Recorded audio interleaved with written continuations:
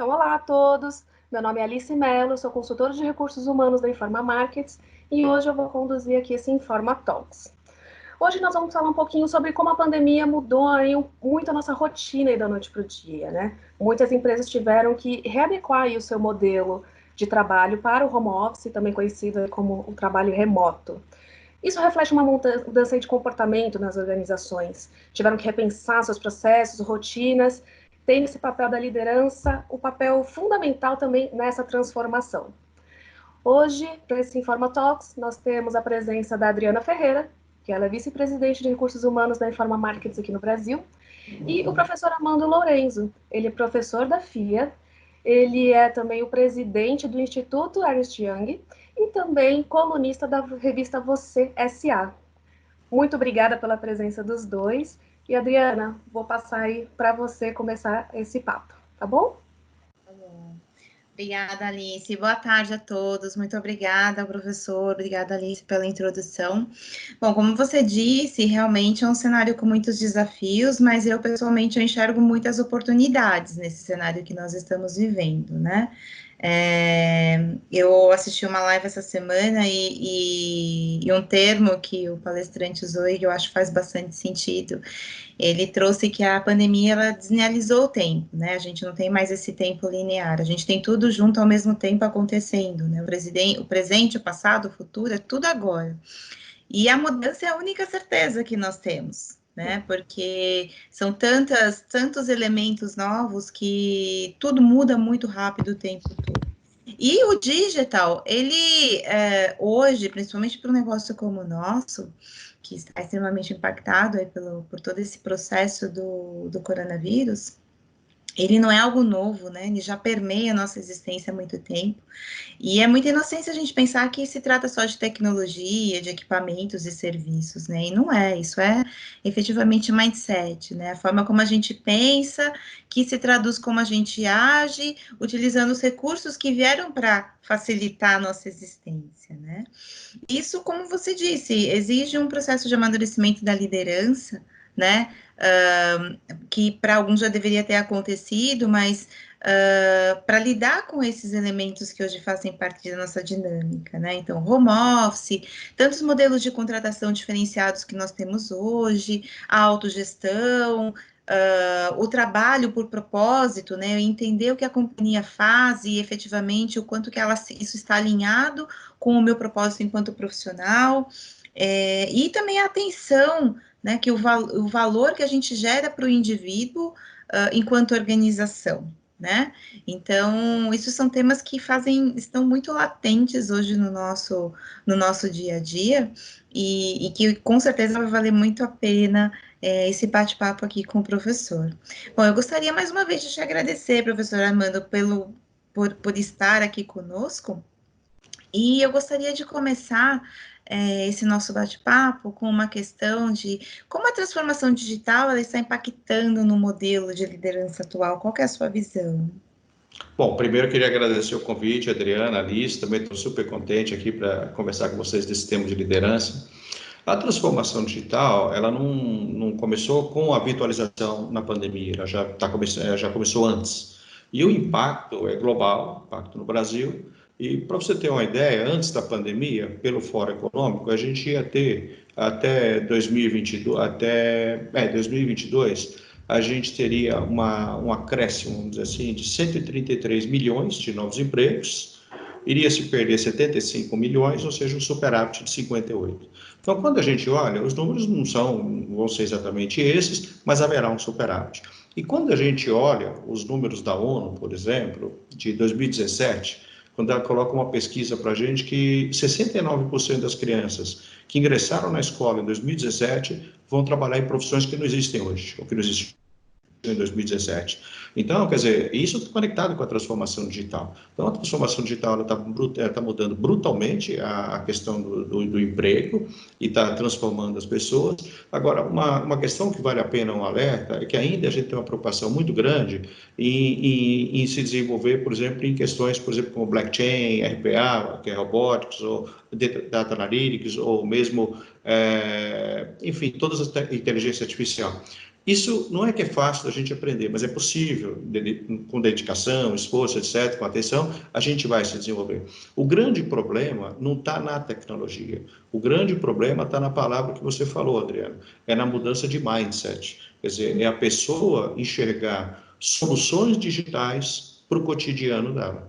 Porque ainda a gente vê um grande grupo de pessoas querendo resolver problemas de hoje com o modelo analógico. Então, essa é a dificuldade. Então, esse vai ser um impacto grande nos líderes, ou seja, essa transformação de mindset, ou seja, acharem soluções digitais para problemas do cotidiano também, né? Claro que estratégicos, porventura. Agora, está mudando muito, né? Quer dizer, com o digital, você muda, por exemplo, o formato do emprego e trabalho, e está mudando demais, tá? Quer dizer, vai diminuir o emprego? Diminui, mas tem mais trabalho, quer dizer, a possibilidade de você vender um talento. E isso significa novas formas de contratação, que para o líder também vai impactar. Porque, por exemplo, hoje você tem uma área de recursos humanos que, tradicionalmente, ela tem um processo de recrutamento, seleção, avaliação de performance, etc. Agora, você imagina, você quer reduzir um gap, você vai contratar uma startup que vai ficar um mês na tua empresa. Como é que você vai trabalhar temas de recrutamento, seleção, entrevista? Como é que o líder vai fazer a entrevista com essa empresa? Como é que você vai ajustar o fit da cultura dessa startup, que vai ficar um mês, e a empresa que ela vai fornecer. Então, a gente tem visto muito embora, eu acho que esses são desafios grandes, mas o maior ainda que a gente está vivendo, além da transformação digital, é lidar com a diversidade. Eu vejo que a dificuldade que muitas pessoas têm ainda não respeitar as diferenças, até porque eu noto, por exemplo, um mantra quase na sociedade, assim, eu vou tratar as outras pessoas como eu gostaria de ser tratado. Eu não concordo com isso. Eu acho que a gente tem que tratar as pessoas como elas querem ser tratadas e não como eu quero ser tratado. Daí vem a empatia. Por isso que eu vejo esse um grande, esse é um, acho que, desafios que a gente está na transformação aí, Adriano. É verdade, professor. Esse ponto é um ponto bem interessante, né? Nesse momento que a gente está vivenciando, eu também ouço muito, né? Vamos tratar as pessoas como eu gostaria de ser tratado. Não, você tem que entender que as pessoas são diferentes, é importante considerar que as pessoas são diferentes e, observando isso, tratá-las de acordo com a forma como elas gostariam de ser tratadas, né? Porque hoje um dos grandes pontos de conflitos, principalmente, é porque nós temos uma diversidade muito grande de gerações dentro da mesma organização, e esse entendimento, nesse mantra, como o senhor colocou, que já é um pouco instalado para todos nós, realmente só traz mais complexidade e aumenta os conflitos nos relacionamentos, né? Então, esse é realmente um ponto muito importante. O que o senhor acha, professor, sobre as competências, diante de todos esses elementos que o senhor trouxe para nós? Quais seriam as competências para o líder essa era digital, né? O que ele deveria priorizar e se desenvolver para lidar com tudo isso? Olha, eu vejo, assim, 4 competências. É claro que a de ética vem em primeiro lugar, então, além delas, mais 4 competências, não necessariamente nessa ordem, mas a primeira delas, inteligência emocional. Porque, na realidade, você precisa desenvolver essa capacidade de autocontrole e desenvolver a capacidade de empatia. Então, quer dizer, ou seja, a pessoa precisa entender a emoção dela, aprender a lidar com essa emoção, entender a emoção do outro e aprender a lidar com a emoção dessas pessoas. Então, a questão da inteligência emocional, as pesquisas mostram que ela é responsável por 80% do sucesso do líder. Então, se ele não tiver essa estabilidade, essa inteligência emocional, vai ter dificuldade para se manter na organização.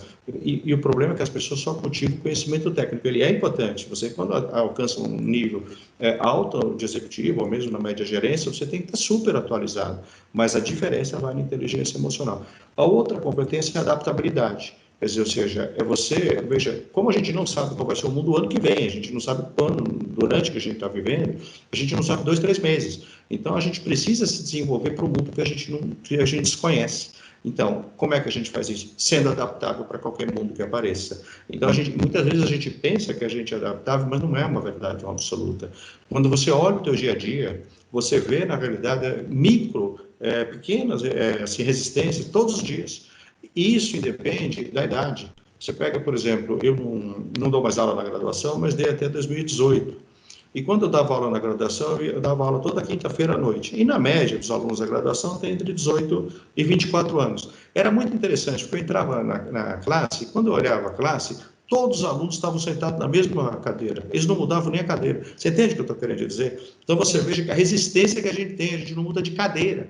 Quer dizer, ou seja, e aí a pessoa vem falar que é adaptável? Claro que não. A outra característica, outra competência é o Learning Agility, ou seja, essa capacidade que você tem de aprender rapidamente, mas não no sentido de aprender em 15 minutos, mas ter prontidão para aprender, para ter atitude, vamos dizer assim. E, por fim, a competência de liderar por influência. Então, quer dizer, por exemplo, eu tenho dois filhos, eu tenho uma filha de 24, um filho de 23, mas eles foram pequenininhos. Quem tem filhos vai entender bem o que eu estou falando. Quando você tem um filho, por exemplo, lembra quando meus filhos eram bebês, eu morria de medo que eles morressem. Aí eu chegava no berço, eu colocava o dedo no nariz, assim, eu queria saber como eles estavam, se eles estavam vivos. Então eu estava cuidando dos meus filhos. Quando o filho é adolescente, você tem que conversar, porque se você entrar no jogo do adolescente, você vai perder todas as brigas, todas, todas, todas. E quando ele é adulto, você tem que aconselhar. Quando a gente transporta isso para o mundo da empresa, é a mesma coisa. Independente da idade do profissional, você tem uma pessoa que é adolescente, uma pessoa que é bebê, você precisa cuidar, um adolescente que você precisa conversar e um profissional que é adulto que você precisa aconselhar. Ou seja, você precisa liderar pela influência, associando a questão da competência de empatia também.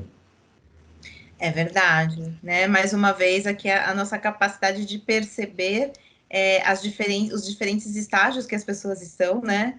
E adaptar a nossa liderança às condições e a fornecer a elas o que elas precisam, né? Porque o líder hoje nada mais é do que um facilitador. Então, concordo 100%, principalmente com a competência do Learning Agility nesse momento que nós estamos vivenciando. É fundamental a gente entender o que precisa ser aprendido, né? E aí, mais uma vez, como o senhor disse, a capacidade de se autoanalisar e se entender e para que eu possa verificar o que eu preciso aprender, para que eu consiga me adaptar de acordo com o que o meio que eu estou envolvido, né? Isso com certeza vai fazer com que a gente sobreviva. E essas tendências, professor, para futuro, né? Para futuro que já é hoje, o que o senhor entende que são, além dessas competências que são essenciais, nesse futuro mais próximo, quais seriam as maiores tendências que a gente tem aí pela frente no que se refere à liderança? Olha, eu vejo duas tendências, porque tendência é uma coisa que pode acontecer no futuro ou algo que está acontecendo hoje e vai permanecer, né? Então, olhando só a perspectiva de alguma coisa que vai permanecer, eu vejo duas. A liderança em ambiente virtual, ou seja, você gerir equipes remotas, porque quando a gente voltar, vamos dizer assim, seria um novo normal, esse back to normal, quer dizer, como é que vai ser essa volta, a gente, provavelmente, grande parte das pessoas ainda vai trabalhar de maneira remota, porque as empresas, elas tinham uma questão cultural muito forte para não liberar o trabalho remoto, só que agora foi obrigatório. Então, as pessoas talvez não queiram voltar, as empresas vão verificar também que o custo diminui com esse tipo de trabalho, e aí você a liderança virtual, liderança de equipes remotas, ela vai continuar por um bom tempo. E aí, você precisa também estar muito próximo das pessoas, é o que a gente chama, por exemplo, do olfato virtual. Quer dizer, você precisa sentir as pessoas próximas. Ou seja, é um aprendizado que a gente tem que fazer. Mas note, se você tiver em mente que você vai controlar a pessoa, você está num ambiente presencial. Você precisa coordenar mais. Agora, se você tiver no mindset que você vai querer controlar a pessoa, se ela está lá, se ela é mesma que está lá, então a gente está ultrapassando o limite já do bom senso, porque a palavra-chave na virtualização é confiança. Ou você confia na pessoa, ou você não confia na pessoa. Não tem jeito. E a outra tendência é administrar a liderança participativa. Quer dizer, você liderar envolvendo mais pessoas no processo decisório. As novas gerações que cada vez mais estão entrando nas organizações, elas querem trabalhar num ambiente inclusivo, que elas possam participar, esse de pertencimento, elas querem trabalhar esse conceito. E o líder precisa aprender isso. Agora, tudo tem limites, né?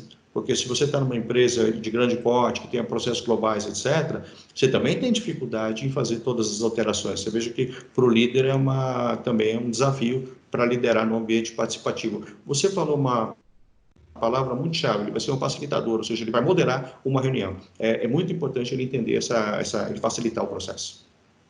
Sim, e isso principalmente com as novas gerações, né, professor? Que até então,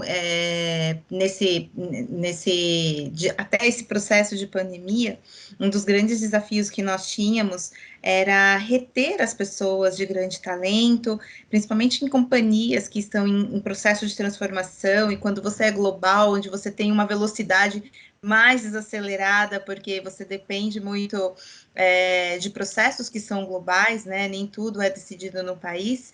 Então, um dos grandes desafios para essas companhias sempre foi reter essas pessoas, né? Reter os talentos dentro da organização.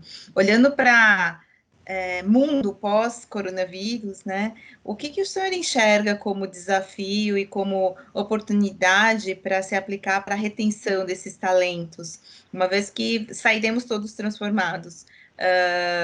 O que seriam possibilidades para reter esses talentos dentro da organização?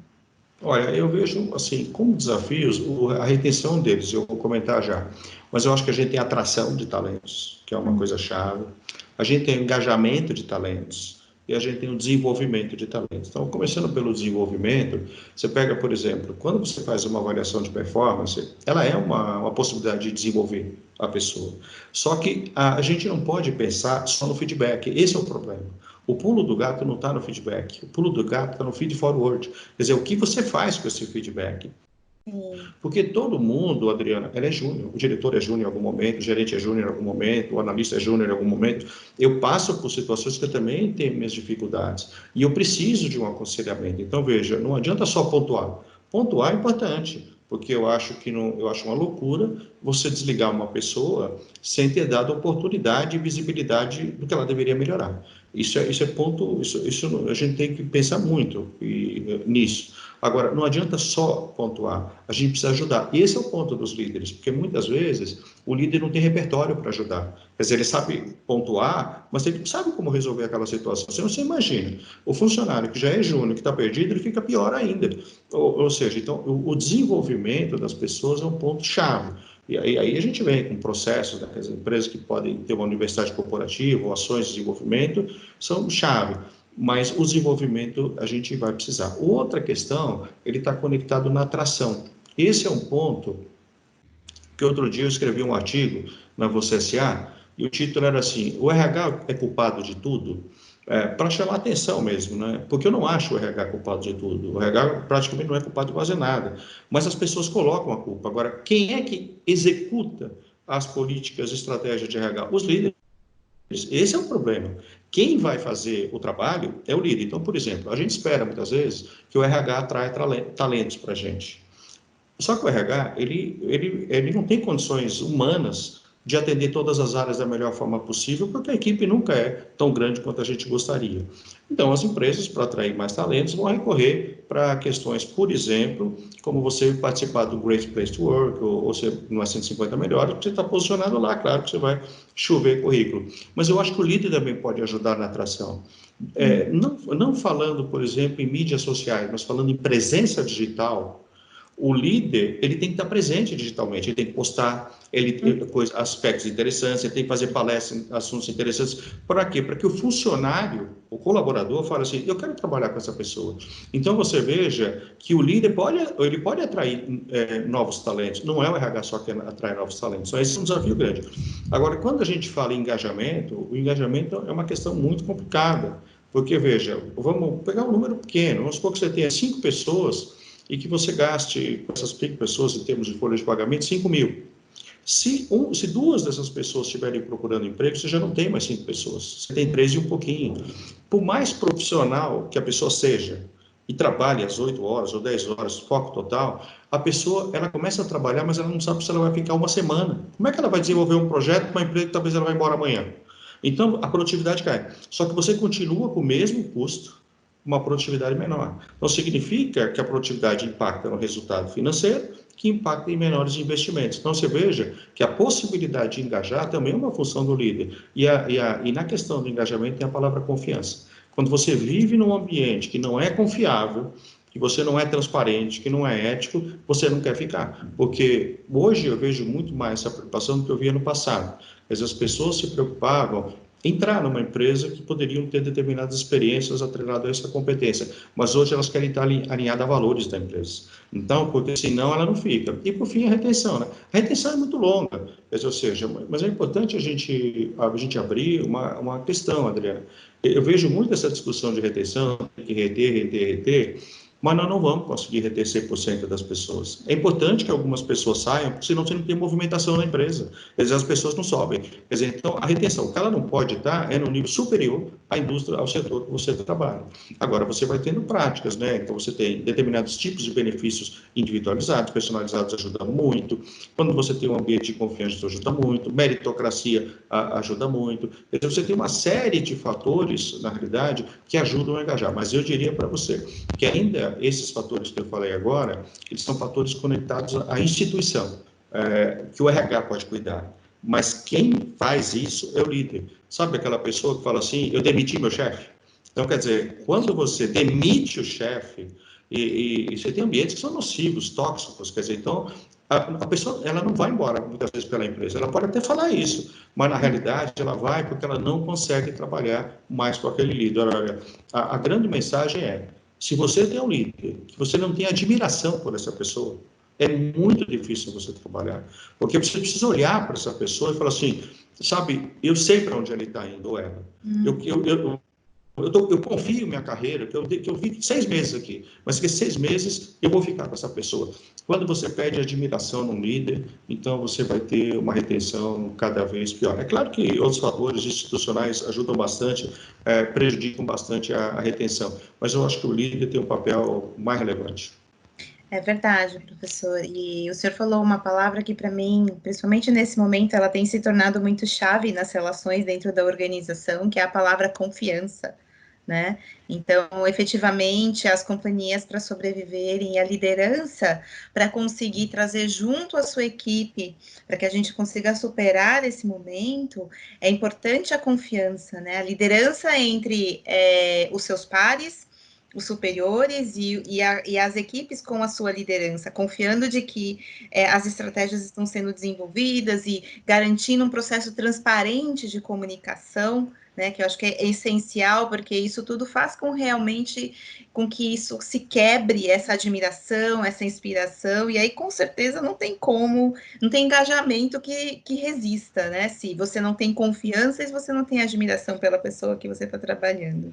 Realmente fica muito mais prejudicado. Então, quando você fala na retenção, isso é um problema, porque a primeira oportunidade que a pessoa tiver, ela vai embora. Ela fica pelo salário, só. Exato. E a gente já tem visto, né, que principalmente as gerações, as novas gerações, não é pelo salário que eles se seduzem, né? Não é o salário que faz com que elas fiquem na organização. Elas precisam dessa identificação, precisam efetivamente dessa conexão com a organização e com a liderança, para que elas se sintam engajadas no dia a dia. Realmente muitos desafios, mas eu enxergo muitas oportunidades aí para todos nós em termos de crescimento, né? E de aprendizado. Eu penso como você, eu acho que o salário não é mais o ponto principal das pessoas, não. Eu acho que tem muito mais coisa. E o propósito, eu acho que talvez seja a palavra mais chave nos dias de hoje. É verdade. Professor, eu gostaria muito de agradecer pela sua participação nesse papo, foi muito bacana, gostei bastante, aprendi muito, foi um papo muito enriquecedor, e eu espero que você e a Alice tenham gostado dessa conversa tanto quanto eu. Bom, eu gostei muito e contem sempre comigo, adorei. Gostei muito do papo, Adriana, Alice, gostei muito de vocês. Obrigado pela oportunidade. Obrigada. Bom, professor Armando, Adriana, obrigada aí, realmente foi um papo muito rico, muito inspirador também, tá? E também gostaria de agradecer a todos que estão assistindo aqui nesse episódio e lembrar que semana que vem tem mais um Informa Talks e aproveitem para seguir a gente nas redes sociais, @InformaMarketsBrasil com Z. Muito obrigada, gente. Até mais. Tchau, tchau.